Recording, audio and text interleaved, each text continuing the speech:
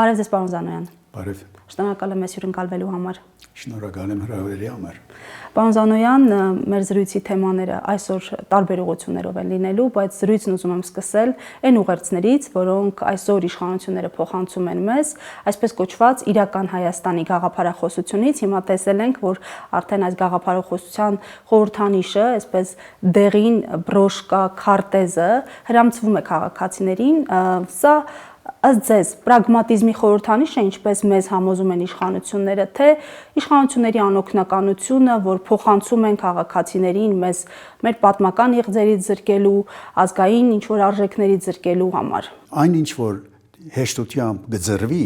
չի գդրվիր, այսինքն եթե ծրի, չի գդրվիր։ Մեր ամբողջ արտաքին քաղաքականությունը ծրելու մասին եղած է, որ իբր թե որ չգդրվինք, այսինքն իշխանը բեդությունը պահպանելու համար։ Իմ խնդիրս ինչ է ասպոլորի է, թե շատ ավելի մեծ զիջումներ են գդարվում այսօր, քան պետք է բարձրապես նոր պատերազմից խուսափելու համար։ Այսինքն զիջումներ, որոնց կարիքը չկա միայն պատերազմից խուսափելու համար։ Ես կհավատամ, որ այս իրական Հայաստանի գաղափարախոսությունը միայն պրագմատիկ հաջորդ պատերազմից խուսափելու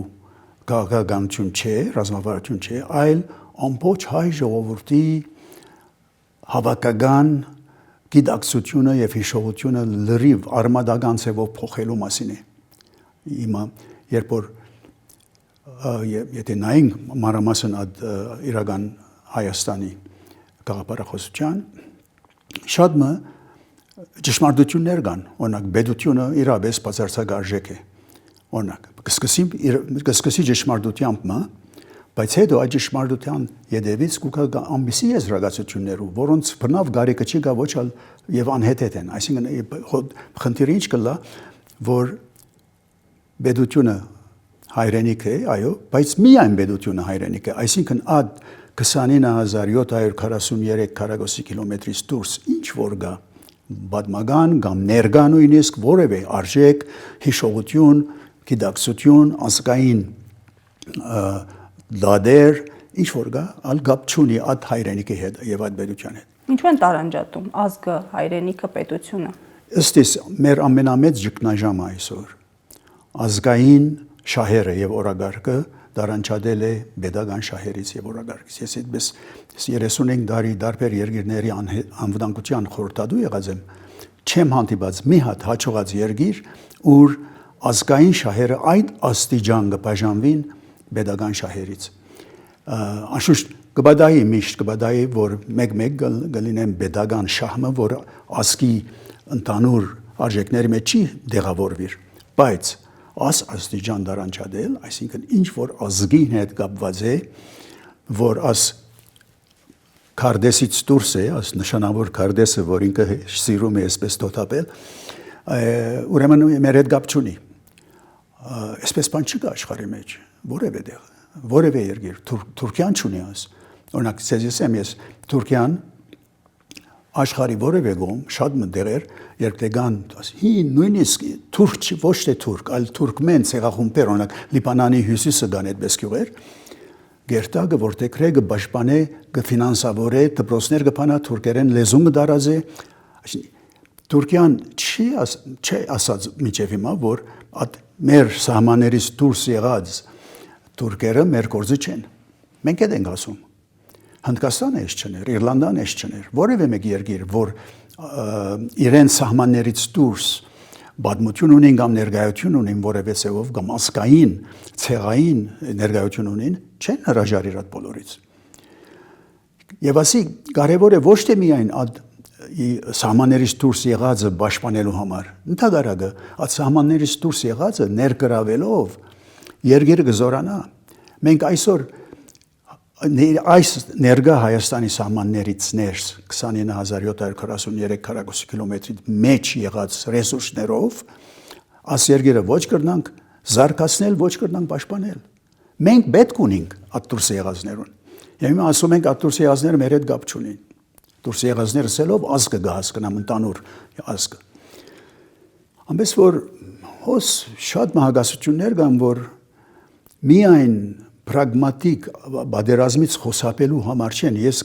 անգել զլալու համար ասեմ, որ անցյալ կառնան իսկական վտանգ կար ադրբեջանական հարձակումի։ Այդ հարձակումը գնխելը շատ խելացի քայլ էր։ Խաղաղության դեմ խոսիլ չի ասում, ոչ այլ բادرազմ հրահրելու համար է, որ այսպես բաներ եմ ասում։ Շատ խելացի քայլ է,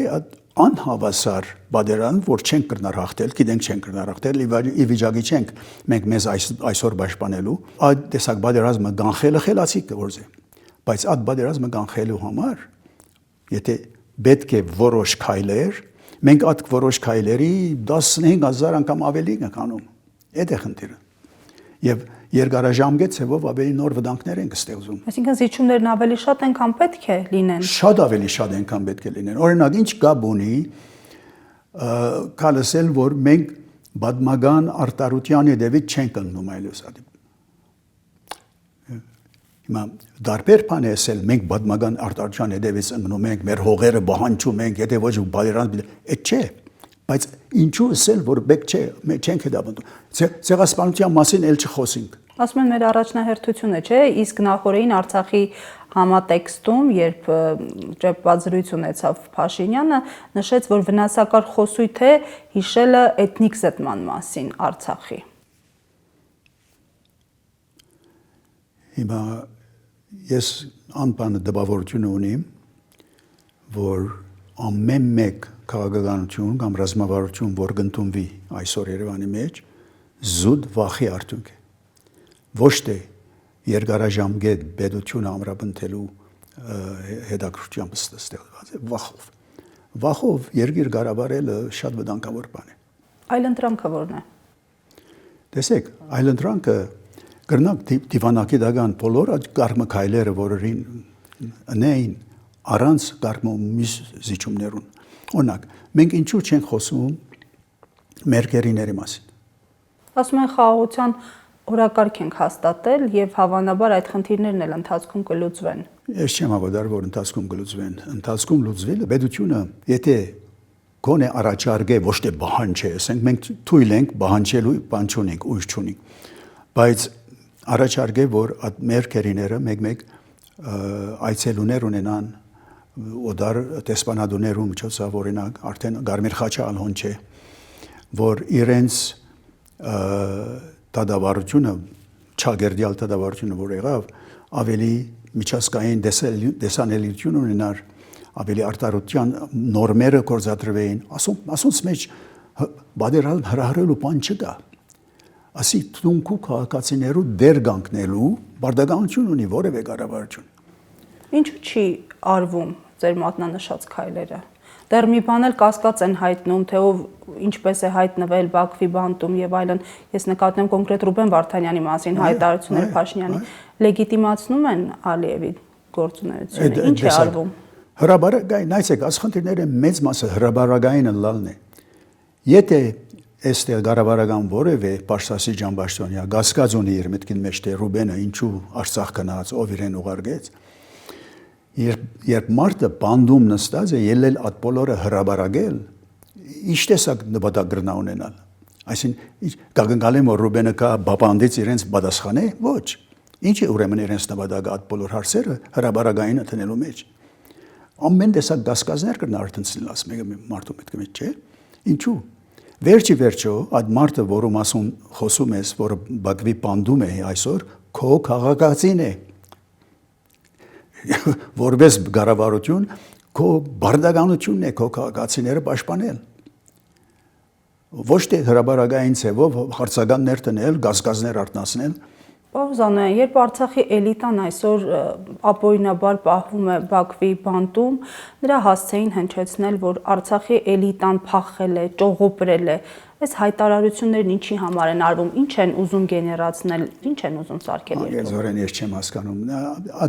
այդ բոլորը փախողներ կամ այդ խեղճ գնոց եւ երեխու վրա կորալը մետրոյի մեջ ամբիսի անհարմար երկրի ղեկավարի հարիր գեսվակ չէ որևէ երկրի համար ոչ թե միայն այս որևէ դեղ այսին որպես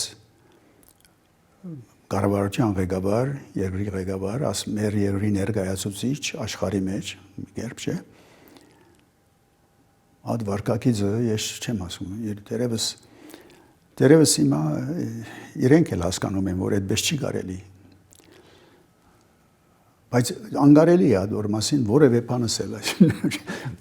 դժվար է նույնիսկ անդրադառնալ։ Հաշվի առնելով այս ամենը, որ տեղի ունեցել նախընտրական այսպես կոչված չհայտարարված քարոզարշավի ընթացքում, արդյոք այս ագրեսիվ ռետորաբանությունը իշխանությունների մենք նախորդին էլ ականատես եղանք, թե ինչպես էին տարբեր այսպես փոքր ու մեծ պաշտոնյաներ լրագրողների հետ շփվում։ Դուք ինչպես եք կարծում, արդյոք իրենց այս վարքագիծը պայմանավորված է նաև այն իրականության հետ, որին իրենք առերեսվել են, օրինակ ինչ-որ ցուցանիշների տեսքով, որ հնարավոր է չհաղթահարեն շեմը իշխանություն ձևավորելու։ Միշտ գարելությունը գա, միշտ ընտրություններից առաջ նույնիսկ այն խմբակցությունը, որ ինքնին ամենաուժեղը կհամարե, պետք է համարե ռիսկ կա, որ մի բան փոխվի այս անգամ։ Արդեն 2021-ը եւ 2026-ը արդեն դարբեր են իրար մի, շատ մցեվերով։ Եվ եթե իրենք աբավինած են 2021-ի հաղթանակի վրա, որ այս դարիալ նույնը կգրկնեն, հավանաբար սխալած են։ Չեմ ասում պիտի չի հաղթեն կամ պիտի հաղթեն, անկարելի է կանխատեսել, թե ինչպես պիտի ընթանա ընտրությունները, բայց բարակաները բոլորը են դարբեր են, չէ՞։ Այնադեն 2021-ին քվեարկող հասարակությունը երկու այլ ընդրանք տեսավ միայն, թեև շատ ավելի տեխնազուներ կային, բայց երկու այլ ընդրանք տեսան, կամ Քոչարյան, կամ Փաշինյան, չէ՞։ Եվ այնադեն մտլորդը այնպես էր, որ ամեն ինչ մղեց դեպի ներկա իշխանության։ Բայց այսօր դարբեր է իրավիճակը։ Նախ 5 տարի անցած է, շատ ավելի զիջումներ եղած են, շատ ավելի գորուսներ եղած են։ Բայց հիմա էլ ասում եմ, եթե մենք չլինենք, կլինի պատերազմ, կամ մենք, կամ պատերազմ։ Այդ էլ մի ուրիշ ամոթ, չէ։ Ադի քաղաքական ղեկավարի կամ առաջնորդի վայել խոսք չէ։ Ուրիշ սև չեմ գնարսել, ուրիշ ոչ մի բան չեմ գնարսել այդ մասին։ Խաղաղության օրակարգը, որը առաջարկվում է այսօր քաղաքացուն, նաև ապագայում ընտրողին, որքանով է իրատեսական։ Ինչի մասին է։ Տեսեք, ես անձամբ չեմ հավատար, ոչ թե չեմ հավատար հավատքի մասին չէ, չեմ տեսած որևէ աշխարհի մեջ, մարդկության պատմության մեջ, որևէ իրադարձություն, որ երկու անհավասար ուժեր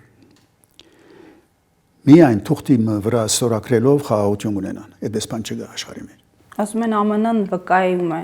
որ մենք մեկնարկում ենք process-ը։ Ամերիկան ներկայ էր, այո, Թրամփը ուրախ էր, այնադեմ բոլորը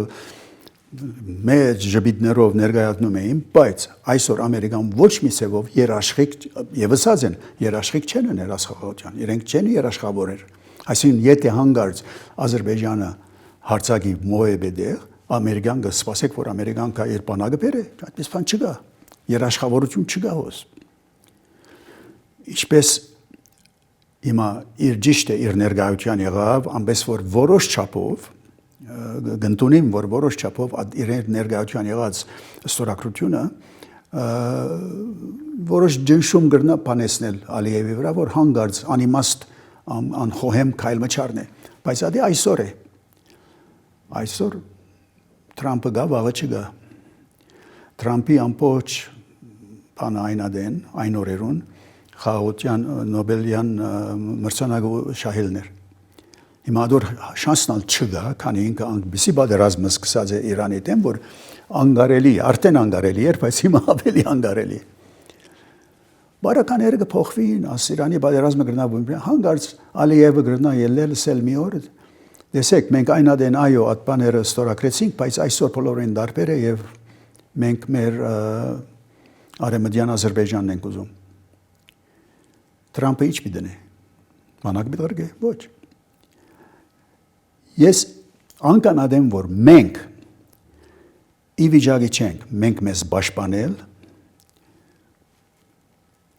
երկու բան կա, երկու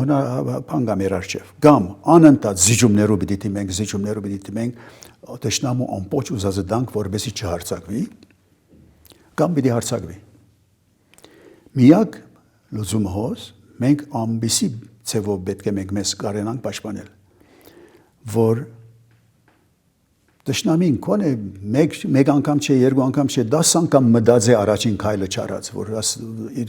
իրեն շատ թանկ նստի։ Ինչպես օրինակ, ինչպես։ Ո՞դե որ մանրամասները նորից կուքան, նայեցեք։ Նախ եւ առաջ մեր ամբողջ ազգի ռեսուրսները պետք է կորզատրվին Հայաստանը թե զարգացնելու, թե պաշտպանելու համար։ Անգարելի է ներկայ Գիտեք, դուք նաև որպես Սփյուռքի ներկայացուցիչ ինչ կփոխանցեք, ինչպիսի ընկալումներ կան Սփյուռքում այս օրակարգերի շուրջ, այս ուղերձների շուրջ, որ այսօր իշխանություններն են հղում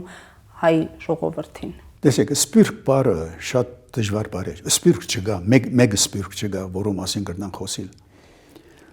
Ռուսաստանի հայ սփյուռքը, Բոստոնի հայ սփյուռքը, Միջին Արևելքի հայ սփյուռքը բոլորովին տարբեր բաներ են ասում։ Եվ ես սփյուռքը հայ եմ, բայց ներկայացուցիչ չեմ, հա, սփյուռքի։ Ես չեմ ներկայացնել որևէ մեկը։ Թե սփյուռքը հայ եմ, թե Հայաստանի քաղաքացի եմ, նոր խարդուրտներից մեկն եմ ես իմ ձևում, ամենից որ շատ դժվար է ասել, բայց իրապես մեծ բանով հիասթափություն կա իրական Հայաստանի քաղաքապարահոսության մասին։ Հայաստանից դուրս ապրողները դուրս են մղվում փաստացի։ Անկանդրությամբ չեն գնար հրաժարվել այն բոլոր արժեքներից, պատմական իրավունքներից, պատմական արդարությունից, աս բոլոր բաներից, որ ինքը հրաժարվել է արդեն։ Տեսեք, երբ որ Հայաստանը նոր անկախացավ 91-ին, Սփյուռքի շատ մեկետրոններում մեջ ասպես հանգիստի շունչ մքաշեցին ժողովուրդը, որովհետև ասիկ լավ հիմա պետություն ունենք, այդ հայաբահմանման եւ ազգային շահերի բահմանման բերը բոլորովին մեր ուսերին վրա չէ, այլ պետություն կա, վերջը պետությունը կպաշտպանի այդ բոլորը, չէ։ Հիմա անկան հստակ է, որ պետությունը նախ իվիճակի չէ, երկրորդ բացարձակ նպատակ չունի ազգային շահերի հետևյալ գնալու կամ ազգային շահեր պաշտպանելու պատմական որևէ մեկ իրավունքները սեղանի որևէ տեղ սեղանի վրա դնելու։ Ուրեմն հիմա սփյուռքն է որ կամ հայ ազգը ասենք ընդհանուր առմամբ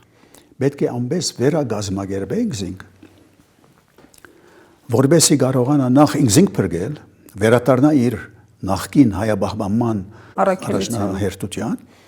որբեսի հետո կարենա Պետության աջակցել ամեն ծևերով հայ ազգը շատ ավելի նախ մեծ է, շատ ավելի ուսյալ է, անգերս լինենք ընդհանուր հիմա երբ որ խոսենք հայ ազգի մասին, շատ ավելի դիմացկուն է, հայ ազգը դիմացել է դարերով, երբ պետություն չի եղած։ Նաև եկեղեցու շնորհիվ, որին այսօր այսպես այո, որ եկեղեցու շնորհիվ եւ եկեղեցին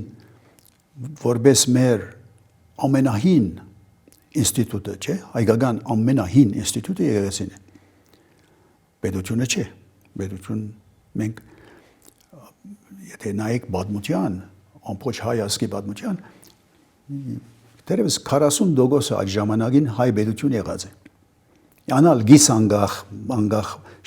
լրիվ անգախ պետություն շատ քիչ եղած է։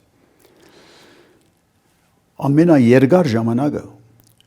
որ հայ պետականություն եղած է պատմության մեջ 3000 տարվա պատմության մեջ 200 տարի է Արշակունյաց թագավորության ժամանակ։ Ամենաերկար ժամանակը, որ հայ ազգը դիմակայած է առանց պետության 543 տարի եղած է։ Գիլիգյոտ թագավորության անկումից մինչև առաջին հանրապետություն 1918 պետություն չեն ունեցած։ Եվ այդ շրջանին հայ ազգը, եթե ինքնին բախած չլար որպես հայ, մենք այսօր պետություն չենք ունենալ, այսօրվա պետությունը իր գոյությունը կբարդի, բարդական է ազգին, իրական Հայաստանի քաղաքապարահոսության մեջ դրույթ մը կա, որ այսօրվա մեր սահմանադրությունը անիրավական է, ինչու, որովհետև այդ ստեղծված է պետություն չունեցող ժողովրդի կողմէ, այսինքն մենք պետականազուրկ ժամանակի հորինված սահմանադրություն է։ Մենք այսօր պետականություն ունեցող ժողովուրդ ենք, ուրեմն մենք պետականություն ունեցող ժողովրդի հարիր սահմանադրություն պետք է կրենք։ Ասի ոչ թե միայն անհեթեթ միտք է, այլ գրնանք նույնիսկ անարգան կլալ այդ ժողովուրդը, որ առանց պետության տարերով դիմացար է, եւ իրենց հորինած սահմանադրությունը անիրավական նկատել, որովհետև իրենք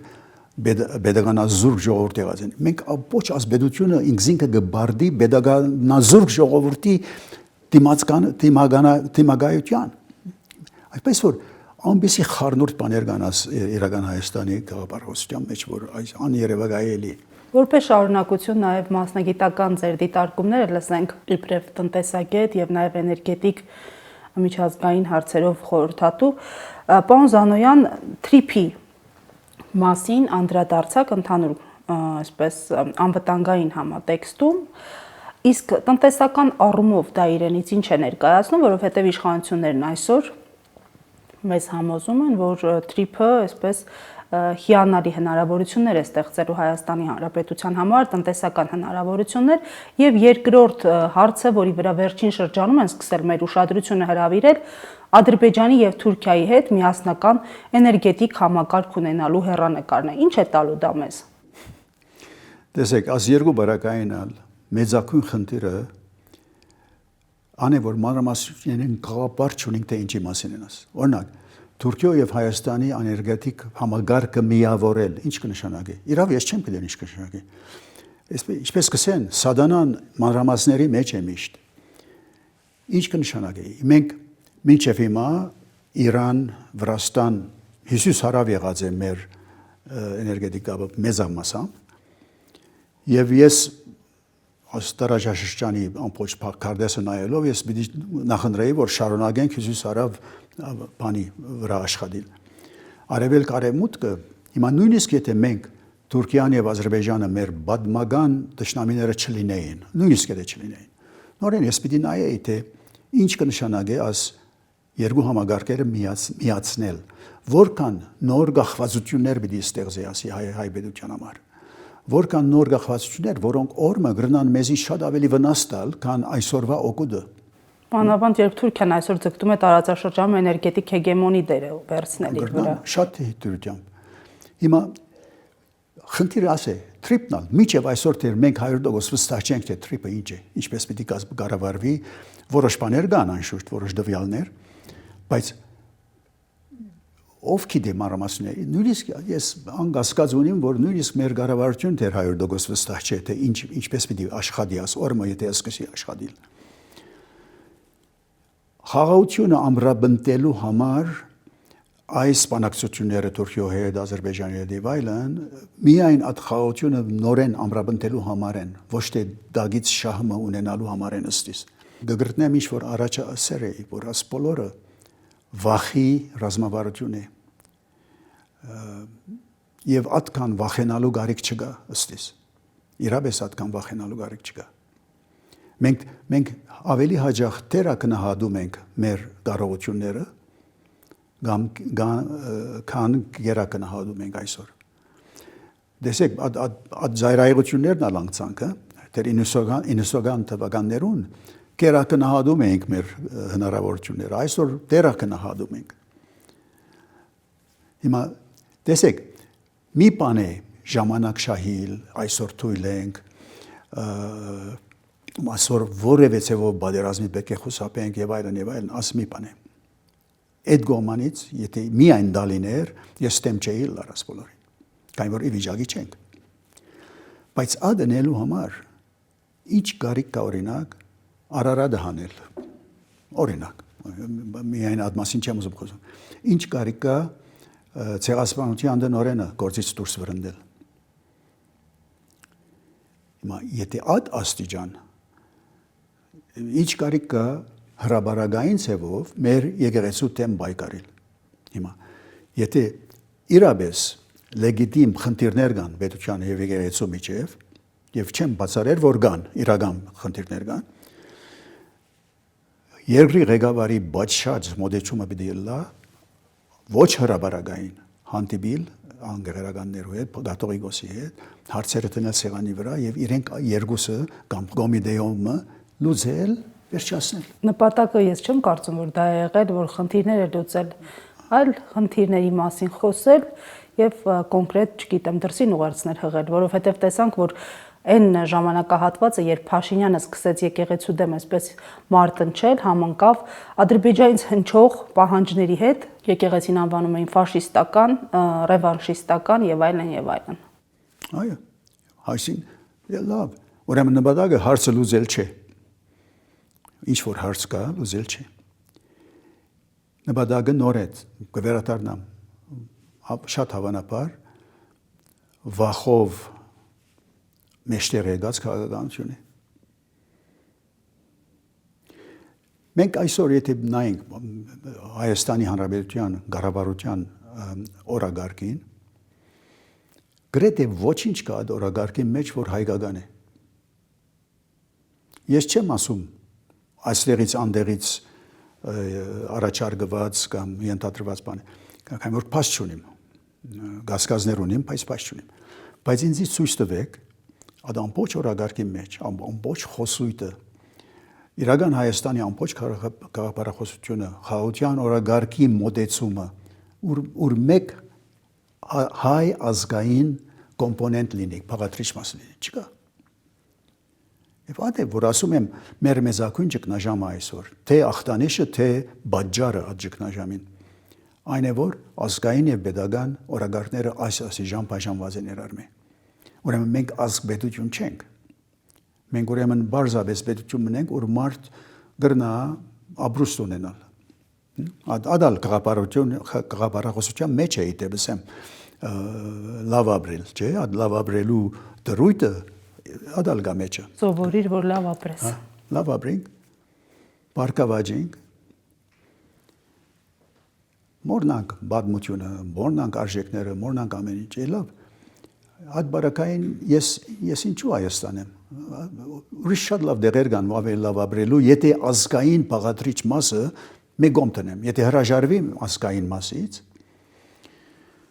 շատ մահայեր ավելի լավ գաբրին Ռուսաստան, Շվեյցարիա, ես 7 տարի Շվեյցարիա ապրեցա գարնամ, որևէ տեղ, եթե ազգային մասը չի պիտի փնտրեմ, ես ինչ բաժար ունիմ Հայաստանը լալու։ Ամփոփելով, ինչպիսի հայրենիք եւ պետություն եք երազում, թե այդ անդրադարձներն արվեցին հաղորդման ընթացքում, ամեն դեպքում ամբողջական ներկայացրեք ձեր տեսլականը։